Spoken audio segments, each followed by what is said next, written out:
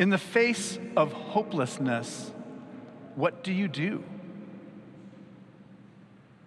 Brené Brown writes that hopelessness arises out of a combination of negative life events and negative thought patterns, particularly self-blame and the perceived inability to change our circumstances. This week, I spent time with a friend who I've not seen in a while. She is Palestinian and told me that about 100 of her family members and friends were killed in Gaza over the last year. The extent of the tragedy left me so shocked that I was at a loss for words. She even looks different. She looks more gaunt, more hollowed out. It shapes every moment of every one of her days, and she cannot escape it. This frame of mind, the feeling of horror, you too may have come close to it. Perhaps it was when you cared for a loved one who was dying, or when your career melted down, or when your mental health seemed particularly unsteady, or when addiction or loneliness washed away the foundation of your life or that of someone you love. Jesus offers challenging words for us this morning, but our suffering makes them easier for us to understand. Near the end of the church year, near the end of the Gospel of Mark, we encounter what scholars call Mark's apocalypse. That's the chapter 13 of the book of Mark. The word apocalypse means unveiling, revealing. It is when what is true ceases to be hidden. As Jesus leaves the temple for the last time, it is the global center for all Jewish religious practice. And the friends who are with him are so awed by what they see, by the size of the stones that were used to build it. And we would be amazed by them too. They were 35 feet long, 18 feet wide, and 12 feet high. They were massive. Jesus, in the face of this, predicts the temple's total destruction and gives advice about how to live while a disaster is unfolding. And before I share you his words, I want to tell you more about the destruction of the temple from the perspective of someone who is actually there. Josephus was born into a priestly family in the year 37, and he could trace his family roots back 5 generations.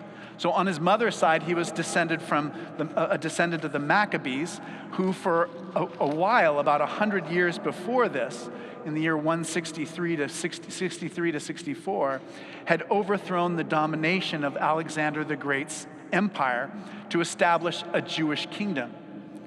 Now at 27, Josephus went to Rome, and he successfully convinced the Emperor Nero to release imprisoned Jewish priests. And he made influential friends in the ruling family, and he returned back to Jerusalem. Not long after his return in the year 66, the great Jewish revolt seemed like it was going to usher in a new age. And at first, Josephus really objected to this. He disapproved of it. But when the cause seemed like it might even succeed, he joined the rebels and was chosen by the Sanhedrin as the military governor of Galilee. So everything seemed like it was going to be okay, but then the Roman general Vespasian brought 60,000 troops down from Antioch. And for 6 weeks, Josephus and his men held off the Romans at the fortress of Jotapata. And finally, the Romans overran the stronghold and put nearly everyone to death.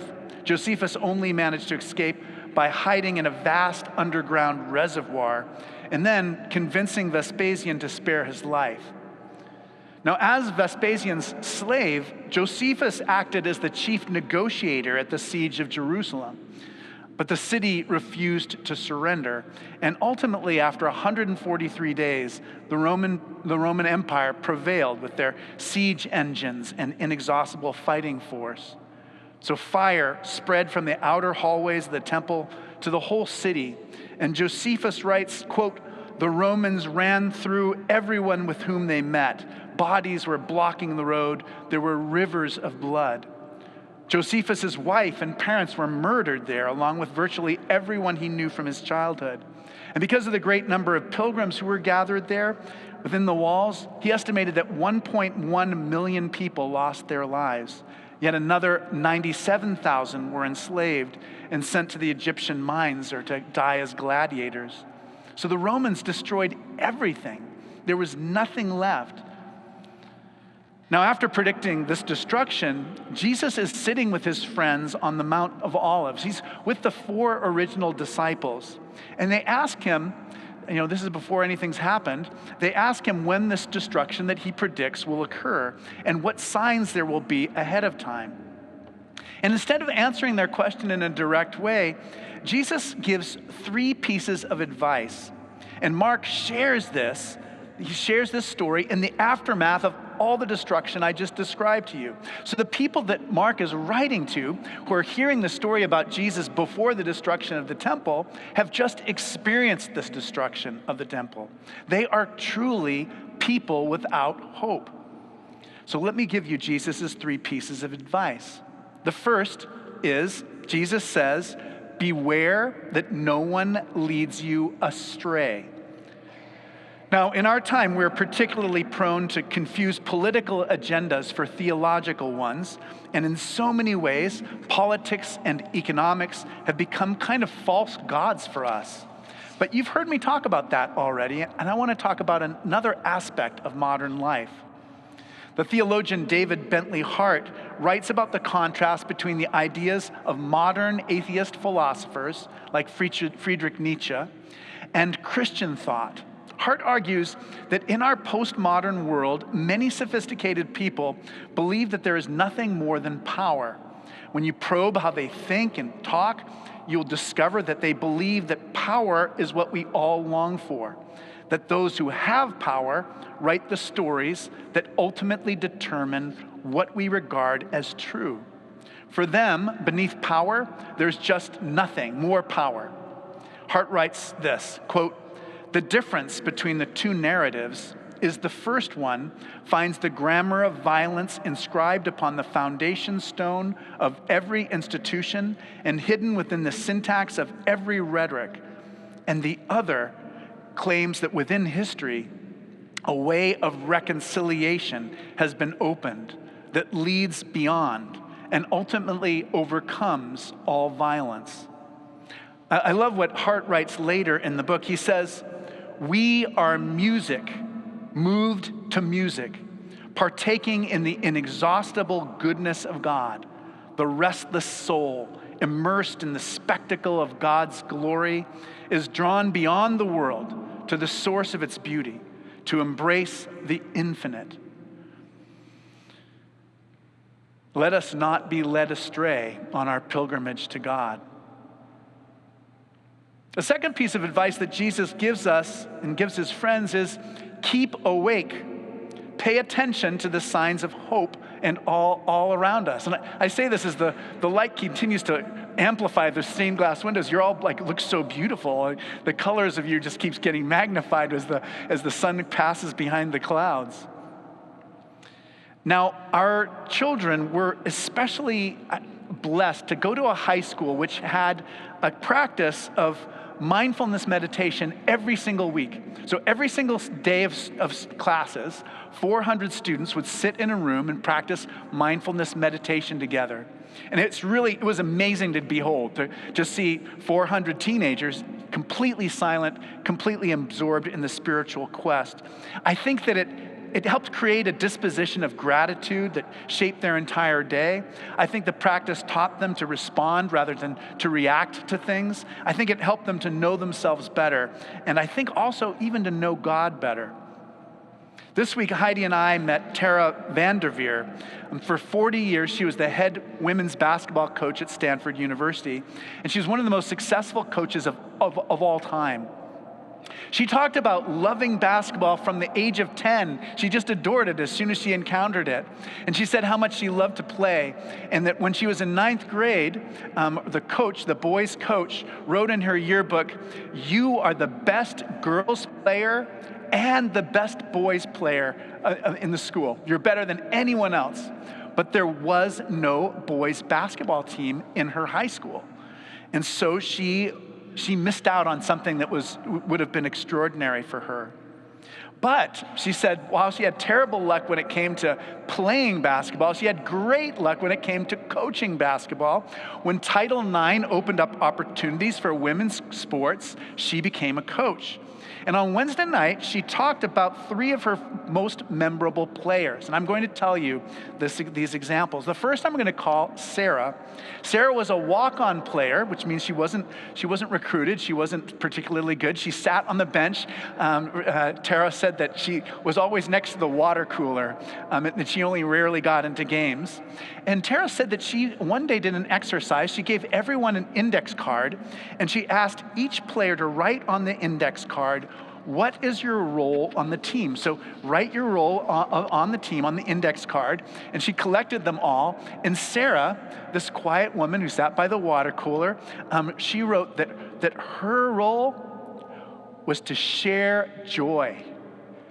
And the coach smiled so brightly. It meant so much to her that every player, was trying to contribute, and that was what her contribution was. The second story she told was a story about a player on the 1996 U.S. Olympic women's basketball team.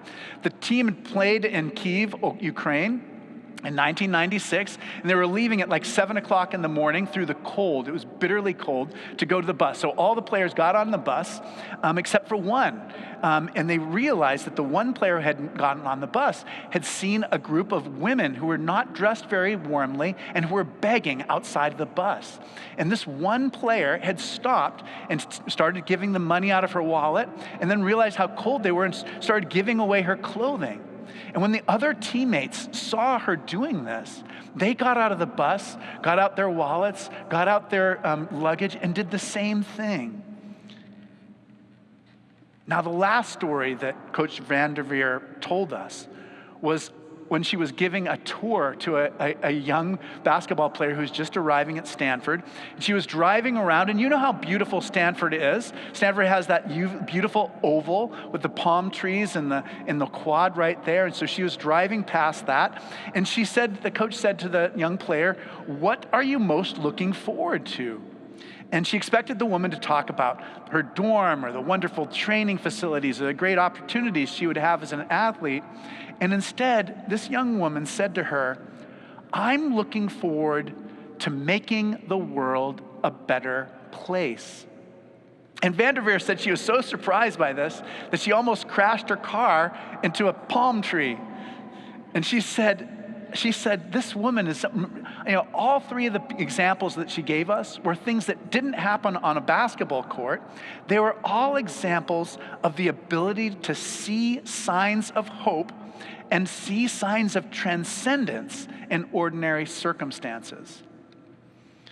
Now, Jesus' final piece of advice is to be able to see past suffering and seek what he calls the birth pangs of new life. So being able to see the terrible things that are happening, but to recognize that something new is being born. One of my favorite pieces of art is called The Dinner Party, and it was created by Judy Chicago in the late 1970s, and it is at the Brooklyn Museum of Art. So you can all go there if you find yourself in the Northeast. I encourage you to see this.